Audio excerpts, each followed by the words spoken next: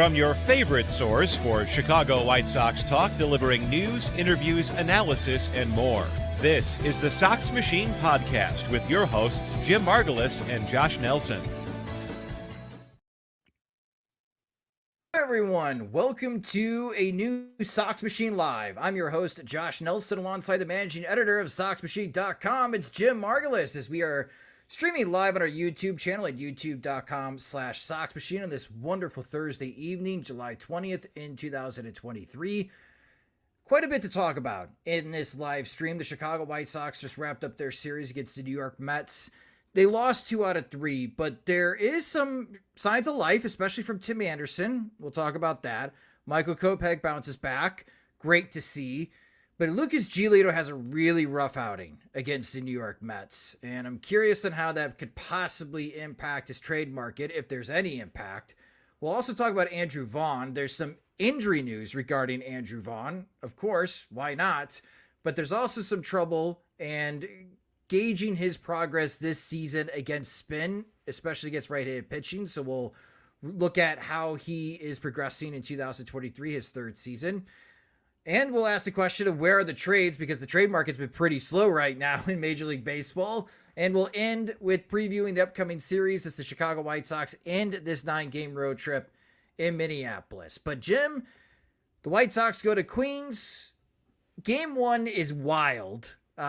Much closer than it probably should have been, as the White Sox were down 11-4, but they make a late rally and lose 11-10. Justin Verlander, that was like a vintage Verlander start against the White Sox. Just nothing going on for the White Sox offensively other than a Luis Roberts solo home run. And then they win the third game against old friend Jose Quintana. Even got a chance to see another old friend, Omar Narvaez, for the Mets, as he hit a home run against Michael Kopech. So there's a lot going on in this series. And that seems to be the case when the White Sox, whenever they travel to Queens, it seems to be like a memorable mid-season series. Any big takeaways for you watching these 3 games for the White Sox against the Mets this week? Nice to see some signs of life from the offense, having that big 10-run outburst, even though they needed 11 to get the game to extra innings. At least it could have been worse. The game could have been over quickly, and it wasn't. So that's fine. Also, like the way they converted their scoring opportunities against Jose Quintana early and then against the bullpen later, like that was nice. So seeing more signs of confidence in the offense and just, beyond Andrew Benintendi, like Tim Anderson, as you mentioned, coming around, Luis Robert doing his thing. Yasmani Grandal looked a little bit refreshed by the All-Star break. Maybe he needed a little bit of a recharge, and he seems to have gotten that. So far, like, it's a deeper lineup. Still has the same problems of not being able to draw walks and impatience and whatnot. But at least it's like a better form of what they currently have, which should have been able to score some runs on a more regular basis, except for Tim Anderson being largely absent. Before we get into the White Sox part, the Mets, just real quick. After watching these 3 games, do you have a better understanding of why the Mets have been struggling this season? Well, yeah, I think bullpen is one of them. Just, the starters being weaker than they thought, and the bullpen being weaker than they thought, and the weaker starters exposing the weaker bullpen around it goes. I think that's a big part of it. Defense doesn't look great either, which contributes to the run prevention issues that they have. And it looks like they need a little bit of time to figure out their lineup too, but really it just seems like the pitching or the run prevention not really coming together the way they thought. And, Justin Verlander being hurt, Jose Quintana being hurt, missing time early, didn't help. So that's my general sense of it. And the White Sox looked like a cleaner team. I think that's the other surprising thing is, like, defensively, they were fine. Like Oscar Colas made some nice plays in the right field, looking a little bit more confident out there. Like Zach Remillard showing his value, Tim Anderson making plays. So yeah, it's weird that you come away from a series and the White Sox look more confident and composed defensively, but there you have it. Even though the Mets won this series, I still feel like they should sell. Like, I don't think they're good enough to catch Philadelphia, Miami, or Atlanta in the National League East, or run down any of the teams that are ahead of them in the wild card. So I could see some Mets being offloaded, especially like Tommy Pham, for a lot of teams that are looking for right-handed hitting. especially in the outfield. I could see Tommy Pham being moved. I don't think the Mets are going to sell off big time, but the guys that have expiring contracts, I could see the Mets sell, which is a far cry from what I expected of this New York Mets team before the season. So even though they won this series against the White Sox, I don't feel great for them. Going to the Chicago White Sox and starting with game 1 of this series, big surprise. Lucas Giolito in that first inning, I think you would want to redo because I get like the time off excuse. There's a lot of time in between starts. He started the last game for the White Sox before the All-Star break. He completely misses the Atlanta Braves series. So you got that All-Star break plus another 4 days of rest. And then he makes his start. So it's a lot of time off. And he just looked completely out of rhythm. And I never thought he got into rhythm. I think Frank Thomas and Ozzie were trying to say in the post game that he looked better in the third inning on. Giolito only lasted 3 2/3 innings against the Mets. Like nothing was really working. The changeup was probably the best looking pitch that he had. But we'll break it down in the StatCast here for Lucas Giolito. For those that are watching the YouTube stream, for those listening to the podcast, Giolito went 3 2/3 innings. He allowed 6 hits, 8 earned runs because 3 of those 6 hits were home runs. He walked 5 and he struck out 5. So he had 11 outs and he allowed 11 base runners. Not a good ratio. And the way Giolito tried to attack the Mets in that game, Grifol had him throw 100 pitches. It was 36 four-seam fastballs, 34 changeups, 24 sliders, and a few curveballs, which we don't see too often from Giolito. But out of the four-seam fastballs, the Mets swung at that pitch 13 times, and they only whiffed twice. And they swung at 12 sliders, and they only whiffed twice. So the Mets were on the four-seam fastball and slider for Lucas Giolito. Again, Giolito had more success with the changeup as he had a 39% whiff rate against Mets hitters with that pitch. So out of all the StatCast data, the changeup's the only one that stands out in a positive way for Lucas Giolito. And it does raise the question, like, I don't think it was such a terrible start that, oh my gosh, Lucas Giolito has no trade market.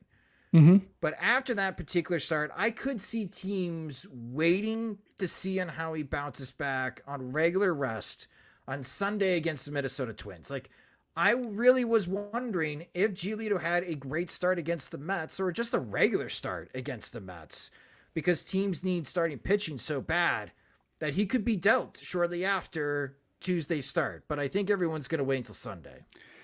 Yeah, if you go back to the chart, like the fastballs, it was 13 swings, but only like 9 takes, I believe, 6 takes. So 6 called strikes out of 36 pitches. Like he was spraying his fastball, and like a lot of just non-competitive pitches. It wasn't a case where like his best stuff was getting beat. His best stuff wasn't there, especially when you factor in command, like velocity down a little bit, but within like the standard deviation range of just ups and downs for a pitcher. It was just really his command. And I can see like the case of it being, maybe he did find a better rhythm, but by that time fatigue was kicking in because he had to throw so many pitches early that all of a sudden like the 6th inning, 7th inning flatness showed up in the 3rd and 4th instead. But I can see like, given that the market really isn't moving in general, like teams can wait a little bit. Sometimes you have the teams making the case where like, we need every start possible. And perhaps like if he did have a good start, they'd say like, I want one more of that Giolito start than we normally get by waiting until July 31st or whatever date they determine. But in this case, like, just might be a little bit of wait and see, because we have seen him have starts where he gets his butt kicked and bounces back just fine. Like I'm thinking that Boston Massacre start, the morning start a couple of years ago, like that was pretty terrible, but then that turned out to be an aberration.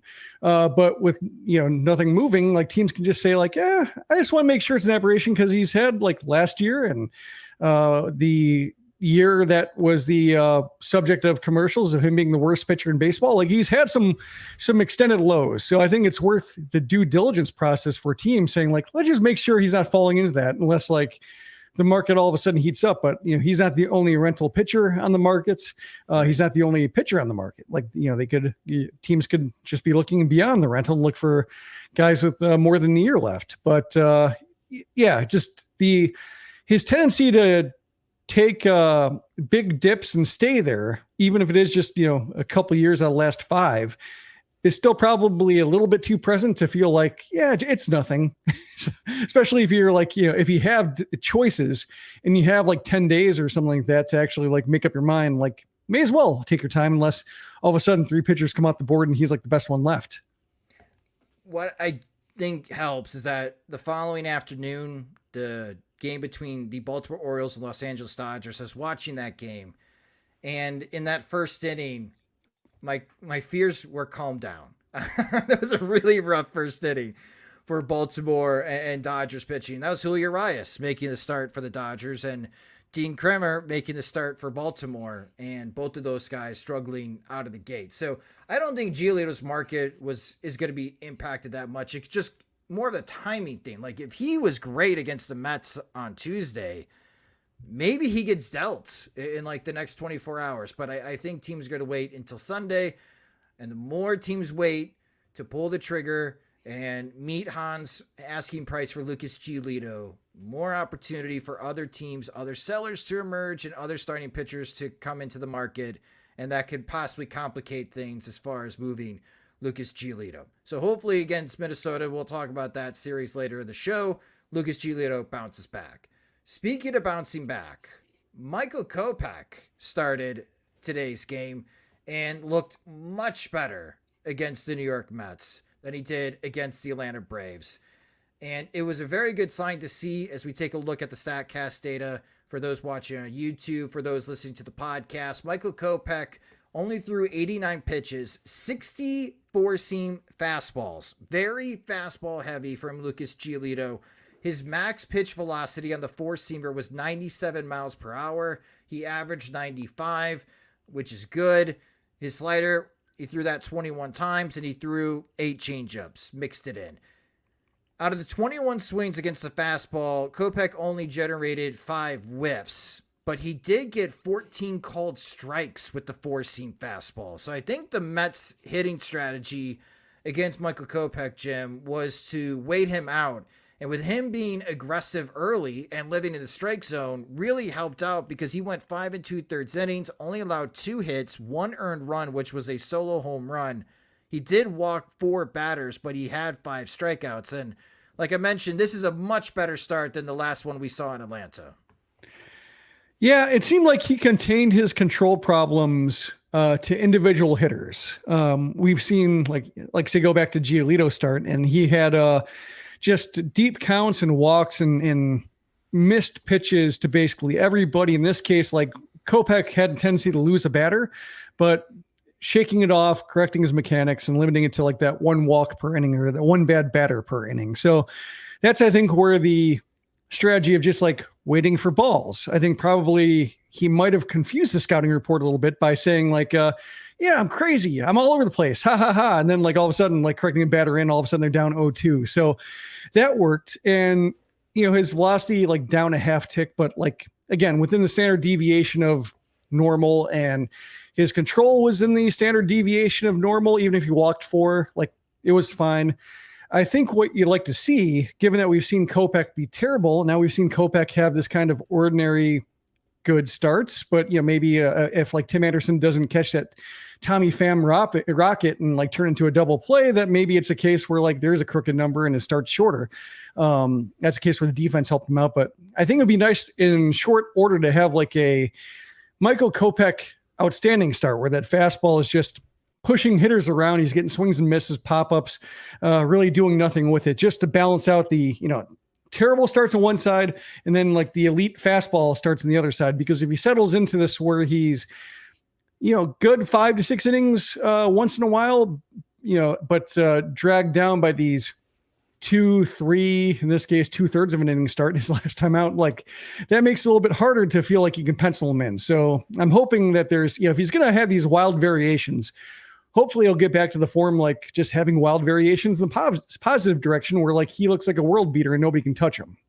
Yeah, Kopech's next probable start is at home Wednesday night against the Chicago Cubs in that 2-game crosstown series between the Cubs and the White Sox. So we'll see And I think that's just kind of like the holding pattern right now with Michael Kopech. And we would all love more consistency, but for at least the 2023 season, I'm just preparing myself, again, preparing for the worst, hoping for the best with Michael Kopech. Like, maybe tonight he looks like that he should be in the bullpen, but be prepared that he could surprise you and be an effective starter. And we've seen earlier this season, especially against Kansas City and Cleveland, where Michael Kopech was elite. It's just like the results could vary greatly for Michael Kopech. And against the Mets, when he was aggressive in the strike zone, he looks a lot better. So I like this strategy the White Sox had for Michael Kopech, and it did catch the Mets batters off guard because I think that they were going to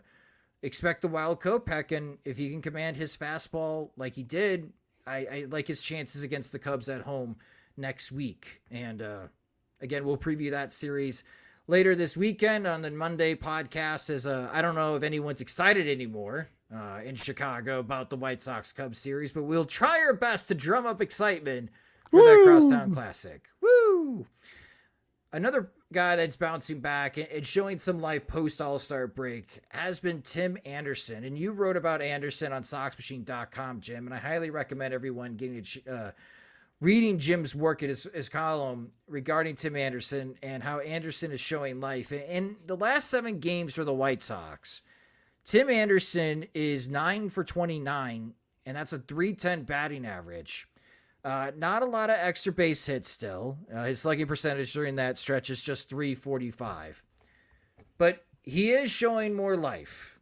He is getting more singles. Again, it is 9 hits in his last 29 at-bats. And is this a sign things are turning around, Jim, to the point that I think you were trying to make the case that maybe we should consider seriously Tim Anderson gets moved before the deadline? It's possible, just because the market's pretty slim both now and then the off season. So when it comes to like the winter, I think there might be motivation for teams to try to win the lottery. You know, if they feel like they're gambling a little bit on Anderson's use the rest of the season, like at least like they're saying like, well, if we win this bet, we'll also have our shortstop taken care of for next year, right, or second baseman, however they want to use them. Like that option, I think has some value, especially like if it doesn't work out, then like, just, cut him loose. And so I think that gets baked into his trade value a little bit. Also, like, makes it easier for the White Sox to, have a price to meet, because like if he is coming back and teams are lowballing him, say like, yeah, we'll give you like some 20-year-old A-ball prospect who's like 21st in our system. Like, no, we're not that desperate. Like we have at-bats that need to be taken in next year's team.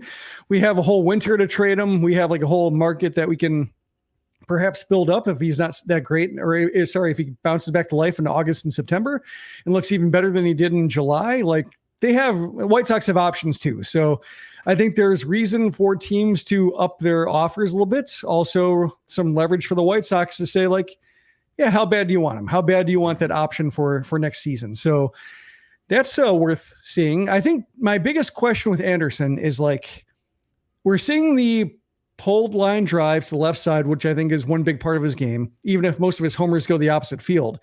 I think my question is, and next homestand might be able to tell a little bit better, since his, the home ballpark and the home like wind patterns are so much more friendly to his right field power, his right field fly balls, and other parks are.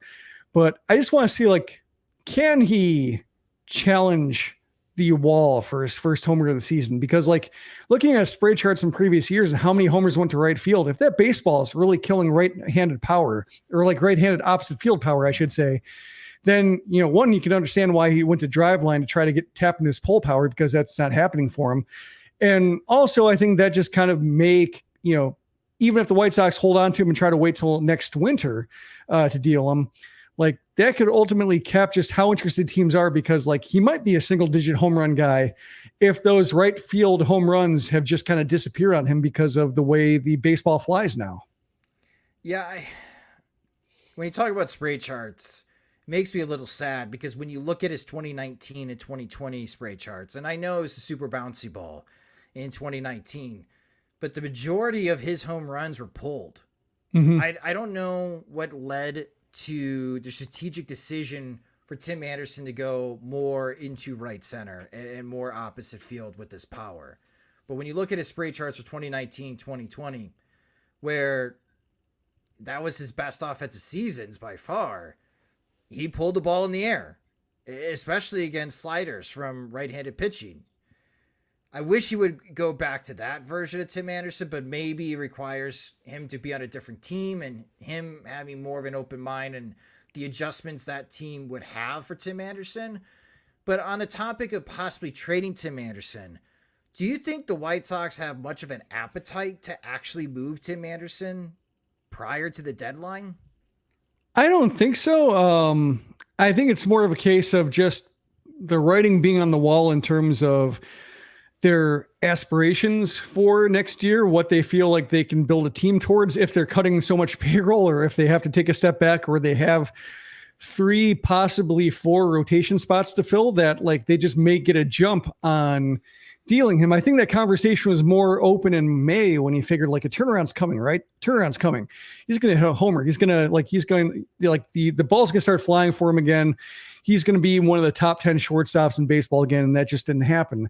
So like, I think that's why, it's more the circumstances of like Anderson's numbers being terrible for most of the season and just this turnaround being too late arriving to probably make enough of an impact on teams' minds for July 31st or the start of August and liking, their chances of getting that kind of productivity the rest of the way.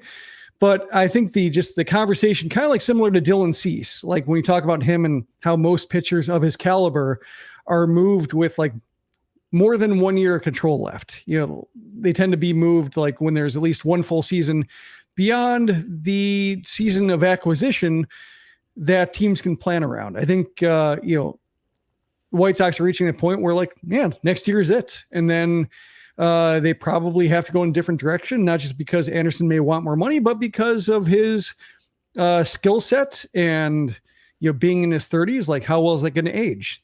Probably a case where like you do have to think of a different shortstop. So that's why I think like it made sense to think about it. And the White Sox should still have an open mind about it. But, if it gets to the point where like teams are just like lowballing them or saying like, yeah, let's see how desperate they are to move them. They shouldn't be desperate to move them now. Yeah. If I'm a betting man, I would bet that Tim Anderson does not get dealt prior to the trade deadline. But what would change my mind is if someone starting shortstop gets hurt, like the Dodgers. If the Dodgers have another significant injury at shortstop, or maybe the Dodgers are trying to think of getting both Giolito and Tim Anderson. They've done that in the past.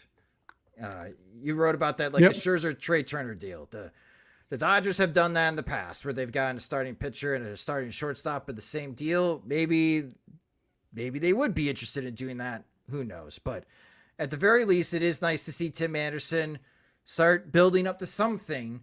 It's a lot of singles still, but again, he's 9 for his last 29 in the last 7 games. He is showing some life. Let's see if he continues this weekend in Minneapolis. Before we get into our next topic, a little site news here for our Sox Machine store. We have new gear. We have a new t-shirt.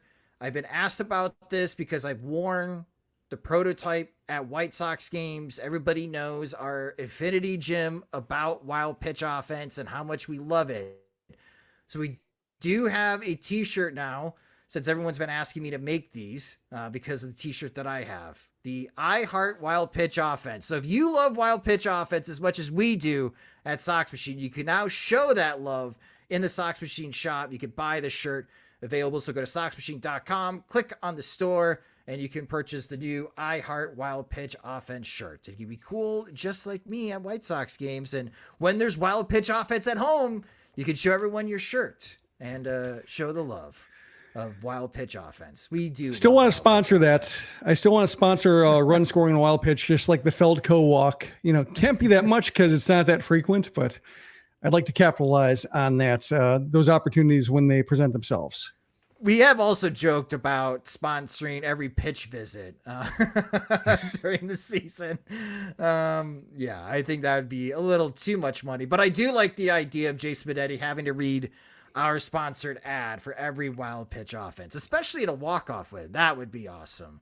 What a win for the White Sox. And here's the sponsor ad. That's great television broadcasting. You don't want to get Marquette Banks copywriter just to write the really clunky 60-word promo that talks about neighborhoods and fun rewards like fraud protection.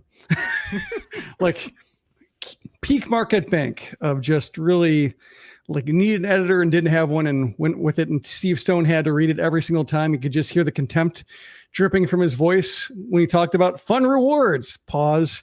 Like we need a promo that Steve Stone hates. We can think of something. Yeah. We can think of something. So if you want to aid us in being able to have enough money to buy sponsored ads, you can also help us out at patreon.com/SoxMachine so we can build up those funds. All right, the next topic, a little bit of injury news because it's the White Sox. Somebody's always hurt. This comes from Daryl Van Schouwen of the Chicago Sun-Times. He initially tweeted out that Andrew Vaughn was getting an x-ray on his left foot today. Manager Pedro Grifol said, quote, "We're not anticipating anything wrong, but he was pretty sore," end quote. And then later on, Daryl Van Schouwen reported that the x-ray for Andrew Vaughn is negative. He has a left foot bruise. He is day-to-day, just like everyone else. And Andrew Vaughn, I think we need to have a little bit of a conversation regarding Andrew Vaughn. Because this is his third season. And this surprised me. I was starting a deep dive, data dump. Here's something that I've been monitoring for a while now with Andrew Vaughn, and that is Vaughn's trouble against the spin, especially from right-handed pitching, because Vaughn's going to see more right-handed pitching than left-handed pitching over the course of a season. And this is something that he desperately needed to improve upon.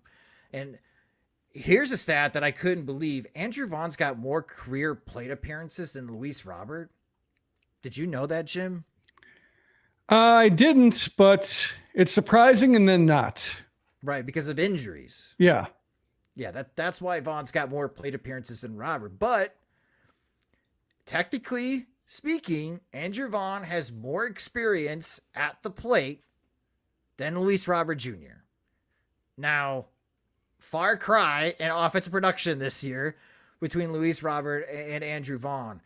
And I'm not going to do a numbers dump for podcast listeners. That's not very attractive listening.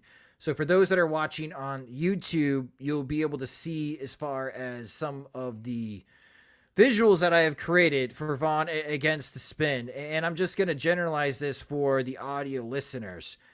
So Vaughn in his rookie year hit 155 batting average against sliders from right-handed pitching. And that improved a little bit in 2022, but he was batting 185 against sliders from right-handed pitching. And it's clear this is his kryptonite at the plate.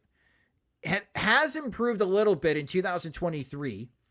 He's hitting 224 against sliders from right-handed pitching. But the one thing, even though there has been progress year over year, is that Vaughn's only slugging 293 against sliders from right-handers. And he's now whiffing 38.8% of the time. And his average exit velocity against sliders is 89 miles per hour, where his fastball average exit velocity is like 95 miles per hour. So here we are, the third season in. I wanted to see progress from Andrew Vaughn against spin. And to make things worse for him and all the batters in Major League Baseball, the sweeper data is just uglier. So if a right-handed pitcher throws the slider with more horizontal movement, Andrew Vaughn's batting 129 against sweepers. So if you are watching a White Sox game and Andrew Vaughn's in a lineup and you see a right-handed pitcher on the mound and Steve Stone or the color commentator says that this pitcher has a sweeper, that is really bad news for Andrew Vaughn because he's whiffing 41.7% of the time against sweepers. And the last stat that really shocked me this year, Andrew Vaughn is batting 188 when he's ahead in the count. And he's slugging just 400.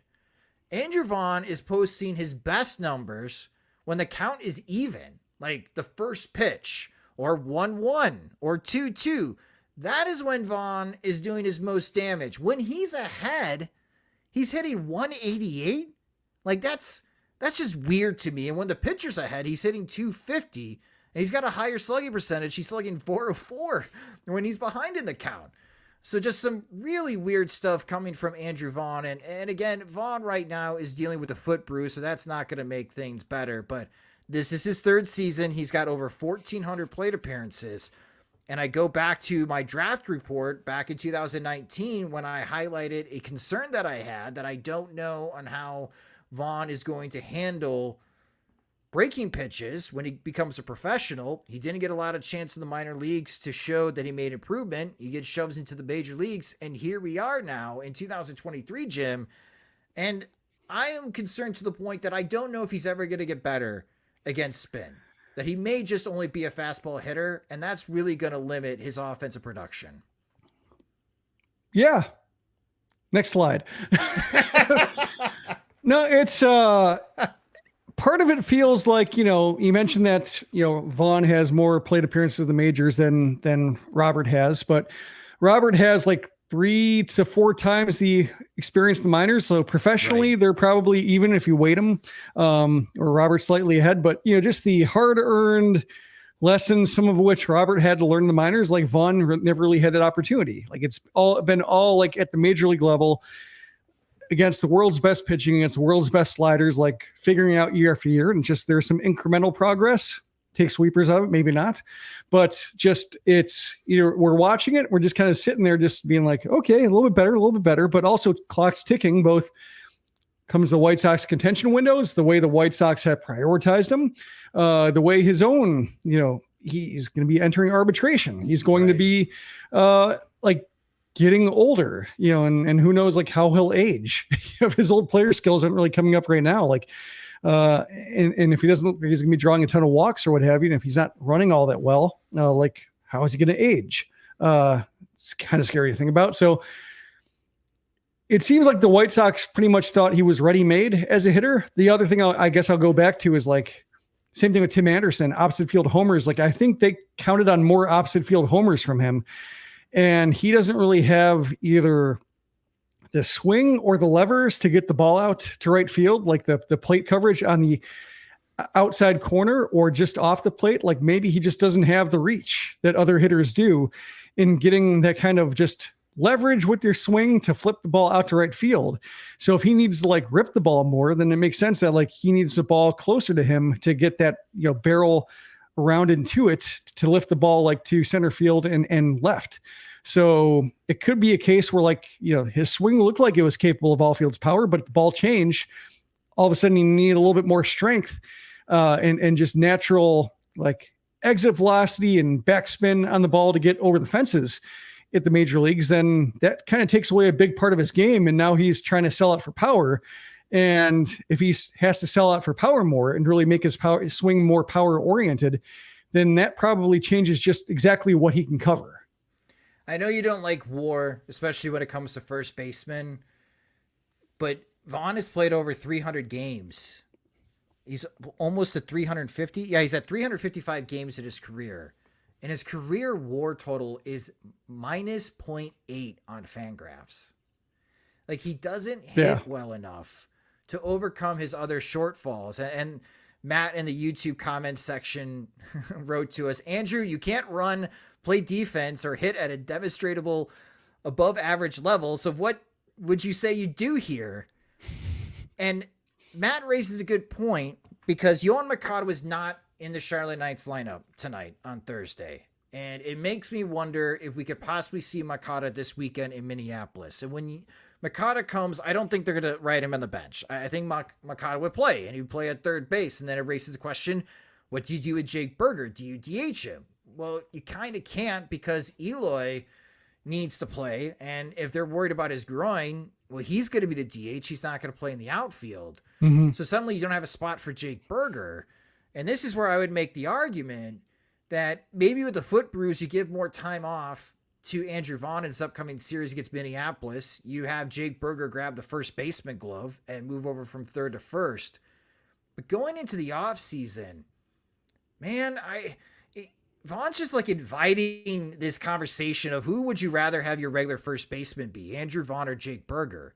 And what kind of drives me wild with all of these posts about the White Sox being sellers, like all these articles and blogs and columns that the White Sox have untouchables and Andrew Vaughn's one of the untouchables. And I know we've asked this question many times, Jim, but why? Like, what are they seeing that we don't? Like, the data doesn't lie on Baseball Savant, and we're not twisting it to fit some type of narrative that we have. Everyone can see that this guy struggles against spin, and spin's more important than ever. And to compare again between Vaughn and Luis Robert, yeah, Luis Robert has a high whiff rate against sliders, but Luis Robert is batting over 270 against sliders, and he's slugging well over 500. As a matter of fact, against right-handed pitching this year, the White Sox as a team have hit 15 homers against sliders.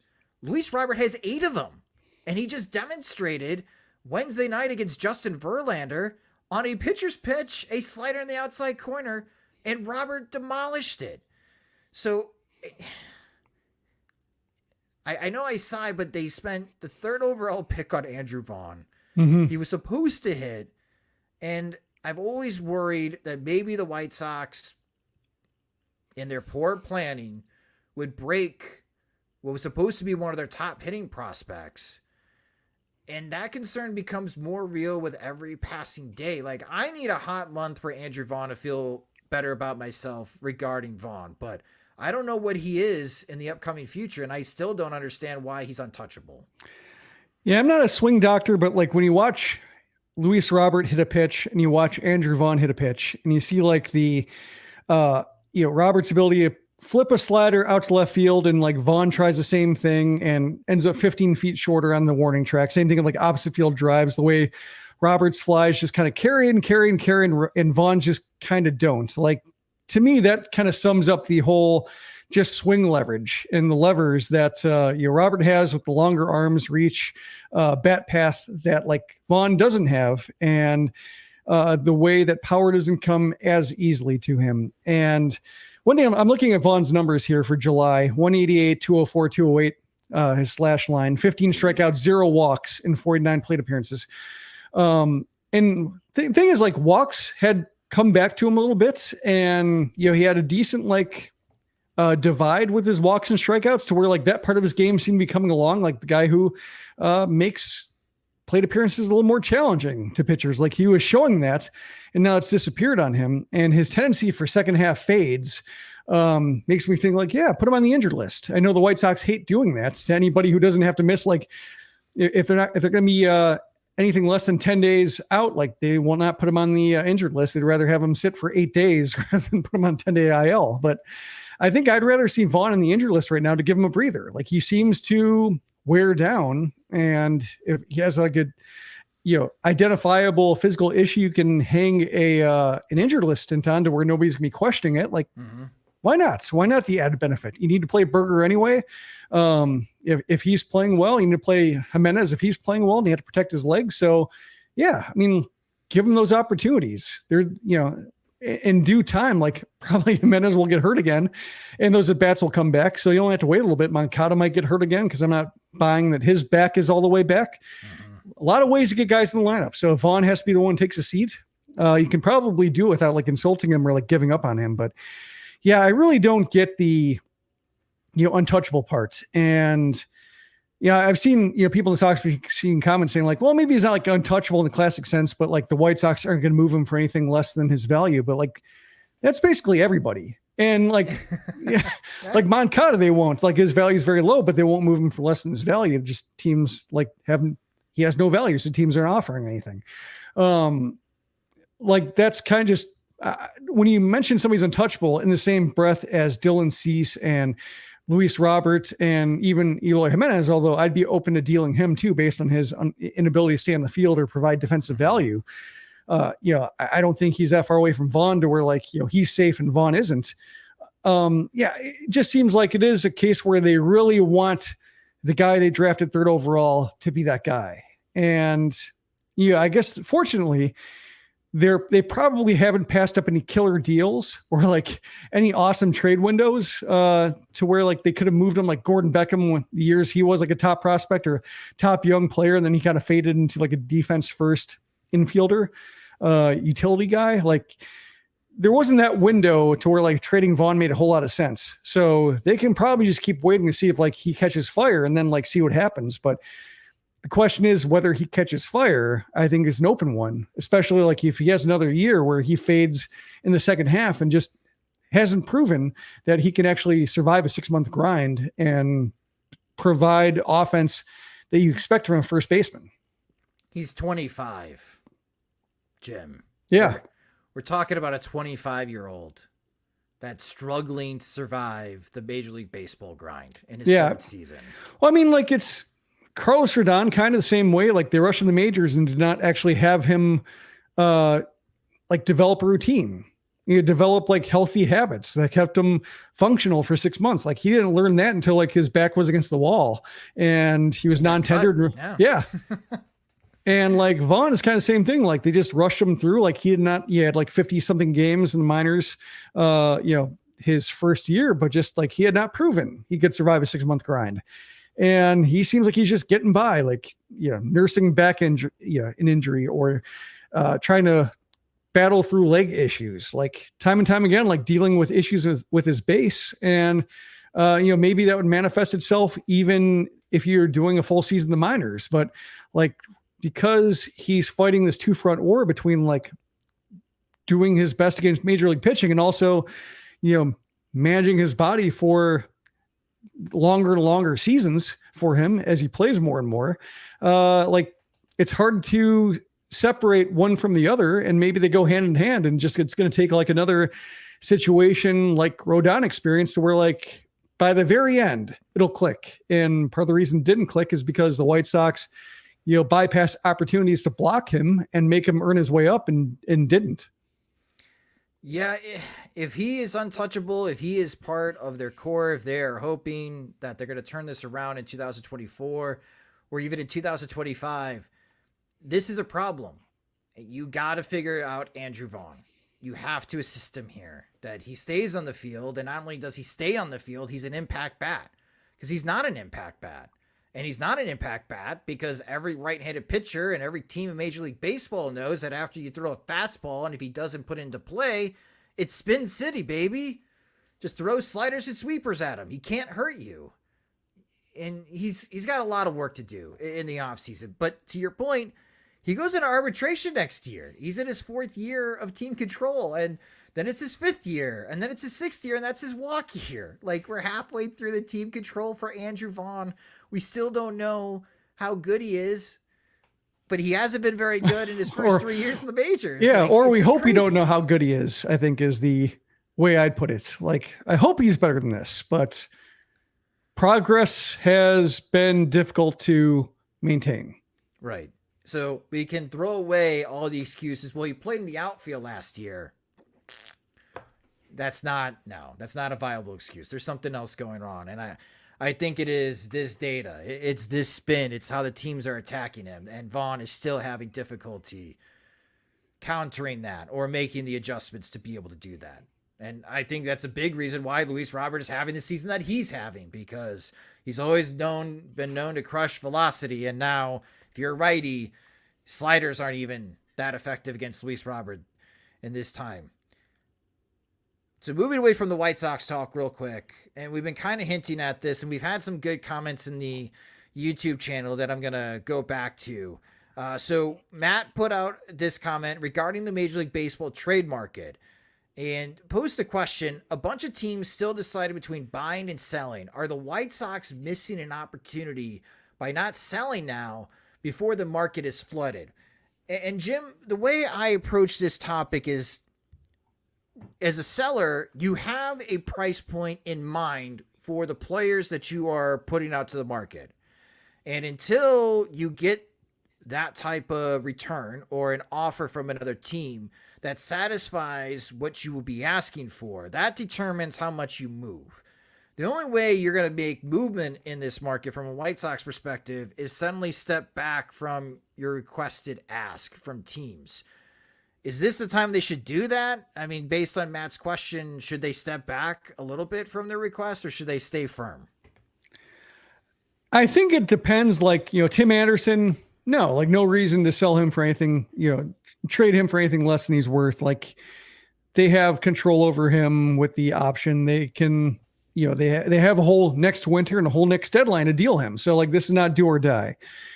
Lance Lynn, another guy who his market is very limited. He doesn't seem like he is likely to start a postseason game unless like he's facing an all right-handed lineup. So like, his option, probably not that valuable. So yeah, probably deal him. Like Lucas Giolito, I think is like the one where he's worth something and no other team is moving. Like you need buyers who are offering a worthwhile price. And if the White Sox trade him for like a off top 100 list just to make a move, like nobody's gonna be happy with that. So like, I think, Rick Hahn's reputation precedes himself as somebody who doesn't close deals, as somebody who can't find the price he wants to meet and just gets gun shy and nobody moves and in the same roster rolls over and nothing changes. But I think, Lynn, move him, save the money.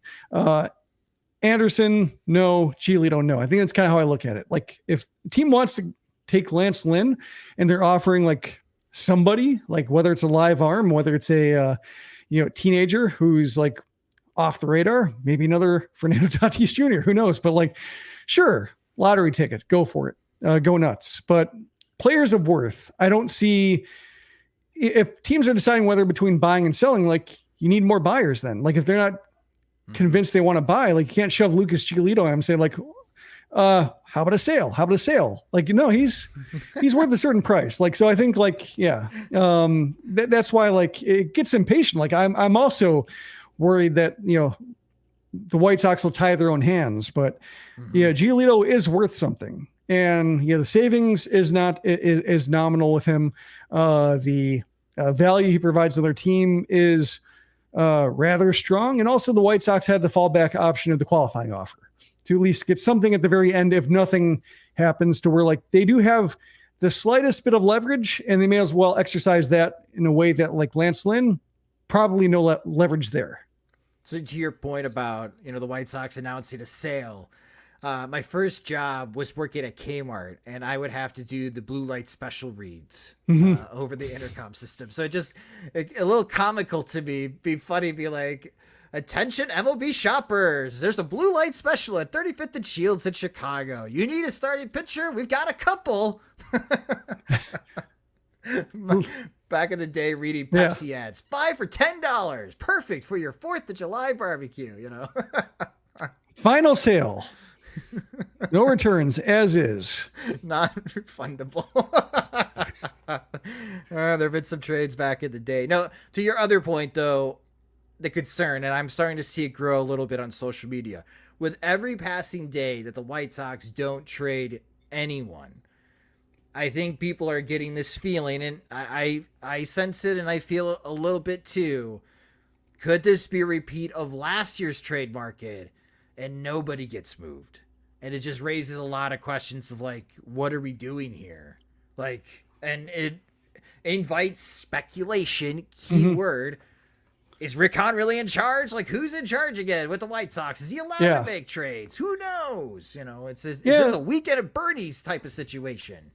Yeah, the good news is that Hahn has been more active when he's sold versus when he's buying. Like I'm thinking of like the Jose Quintana trade. People got nervous about that, and eventually he made it happen. And the price was like the Cubs met his price, and a lot of people were antsy about carrying Quintana into the season and waiting until July to move him, but they moved him. And like, even though that trade is, not worked out the way White Sox thought, and like with Jimenez winning like silver sluggers and hitting 40 homers and, being an all-star, like it's still a very good trade. Like maybe his best deadline work and his best like rebuild work. Like that's an outstanding trade.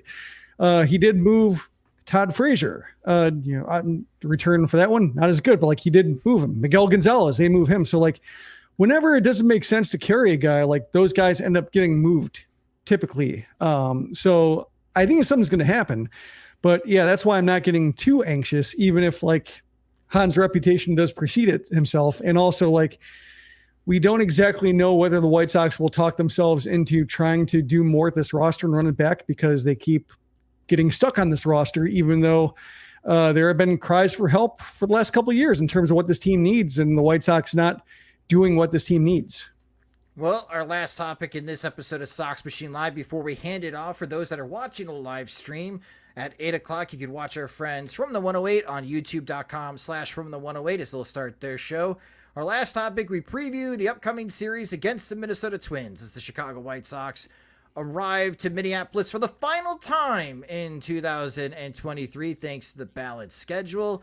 And looking at the American League Central standings here, the Minnesota Twins are 50-48, and they still lead the Central by 2 games over the Cleveland Guardians, which the Guardians, I have no idea how they're hovering around 500, but they're 47-49 now, despite the injuries that they've had to Tristan McKenzie and now Shane Bieber. Detroit is 44-52. They're 5 games back. And there's the White Sox at 41-57. They're 9 games back of the Minnesota Twins. So even if the White Sox sweep the Twins this weekend, they're still going to be 6 games back of Minnesota in first place. It just raises the question, though, when you look at the AL Central standings, Jim, like, what in the world are the Twins doing here? Like, why are they not running away with this division? There are so many flaws right now. Poor Cleveland is hurt. Detroit is Detroit, and the White Sox are the White Sox, and the Royals are prepping to have a top 3 pick in next year's MLB draft. And here are the Royals. I mean, the Twins are still 2 games above 500, but they're only 2 games ahead of the Guardians, and we're approaching the 100-game mark. Like, they're obviously the most fit team and the strongest team in this division to win the AL Central, but they have yet to run away from everyone. And this was the same type of position they were in last year. And in September, Cleveland got insanely hot and ran away with the AL Central. Like, I'm a bit concerned for the Twins here. They keep Cleveland hanging around. Could it happen again, just like last year, which Cleveland wins it at the last minute? I think with Cleveland, the one thing that keeps me from like jumping on them is like Bieber's out, McKenzie, you know, just like their top line pitchers, their Cy Young candidate pitchers aren't quite there, which is what's been bolstering them in the past to be like as strong as they are, despite not being that impressive on paper. With the Twins, my concern about them is like they had lights out pitching in the first half. Now you're seeing like Sonny Gray have a couple of rough outings in a row. So maybe he's regressing to be like that ERA closer to 4 than 3 guy that he's been.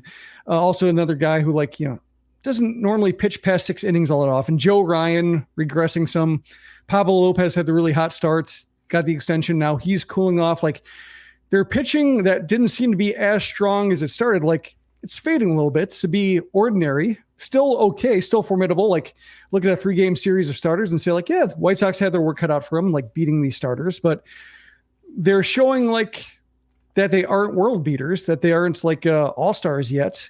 And when they were pitching as well as they were, the offense wasn't there. Now you see like Carlos Correa heating up, the offense starting to figure out like a lineup a little bit. Max Kepler heating up, Julian coming in and posting some impressive rookie numbers that other Twins rookies haven't been able to do. And now the pitching's fading a little bit. So I think it's a little bit of whack-a-mole in terms of what their problem is, and you're not being able to put it all together and have that like killer winning streak that puts them securely over 500, puts a big cushion between first and second place. The White Sox did fall 10 games back briefly. So like, I think that's kind of the red line for the White Sox being like, no, not going to happen. I think you can officially pull the plug on that. But I think like, as far as Cleveland goes, like just Terry Francona is really good at making a lot with little. And that's, I think, like his biggest skill, why the Guardians have been so good. The front office works really well with him to figure out like who he needs and how much that guy can play and still be helpful. And that's why I think like, I don't see who does that for the Guardians now, but we've had that question before. Like, how are the Guardians going to do this? And they do it. So yeah, I think the Twins and me not being a big fan of Rocco Baldelli just as a strategist and somebody who leverages talent to the way that like Francona leverages talent. Like I don't see the Twins running away with it, even though like, yeah, they should in terms of like who's actually available and who's contributing. The pitching problems for the White Sox in this series are going to have their best. Lance Lynn will make the start on Friday night. That's a 7:10 p.m. Central Time start. On Saturday, Dylan Cease will get the ball on July 22nd. That's a 6:15 p.m. Central Time start. And on Sunday, we'll have another watch party along with our friends from the 108 on playback.tv/Sox Machine. Lucas Giolito will make that start. As we talked about at the beginning part of the show, we're hoping for a bounce back for Lucas Giolito. That'll be pretty important for his trade market, just to see if teams get excited if he does pitch well and decide to pull the trigger and make a move before Giolito makes another start, which will be at home, and that'll be his last probable start before the trade deadline. And of course, we'll be recapping that game between the series, I should say, between the White Sox and the Twins on Monday Sox Machine podcast. We'll also again see if there's any trades that are made. The market has been incredibly slow around the league. Hopefully we get some type of activity. Baltimore traded for a reliever from Oakland. I did see that. But again, not a whole lot. The hot stove is lukewarm at the moment. So hopefully there's some more activity so we have something exciting to talk about. And of course, we'll preview that crosstown series between the Chicago White Sox and the Chicago Cubs, which I'm thinking the Cubs are going to be selling too. So that adds some intrigue for that 2-game series. Hug watch. Well. Yes, hug watch. That's what people pay the big bucks for, to go to Guarantee Rate Field for the Cubs White Sox games. Drink a lot of beer, watch some fights, hug watch. Those are the 3 big things for Cubs White Sox games. But that will do it for this episode of Sox Machine Live. Thank you guys so much, especially for those that watched the live stream on youtube.com/Sox Machine. If you do get a chance to watch any of our videos, please subscribe to our YouTube channel at youtube.com/Sox Machine. We're on Twitter. You can follow us on Twitter. We're at Sox Machine. You can follow me on Twitter at SoxMachine_Josh. Those are also our Instagram handles and our threads. So if you're into threads, we're on threads. You can follow us at that handle as well. If you don't get a chance to watch Sox Machine Live as far as the video, or if you just want to hear our voices and not see our faces, I don't blame you. You could listen to the podcast and subscribe to the Sox Machine podcast wherever you listen to podcasts such as Spotify and Apple Music. If you enjoy our show and want more, you can get more by becoming a Patreon supporter at patreon.com/Sox Machine, where our Patreon supporters get exclusive content, ad-free versions of both the website and the podcast. And when we have new Sox Machine swag, like the I Heart Wild Pitch Offense shirts, are the first ones to receive it. Monthly plans start at $2, or you can save with an annual subscription. Again, sign up at patreon.com/Sox Machine. Sox Machine Live is a production of SoxMachine.com. You're on for all things Chicago White Sox baseball and part of the Blue Wire Podcast Network. Alongside Jim Margulis, I'm Josh Nelson. Thanks for watching and listening.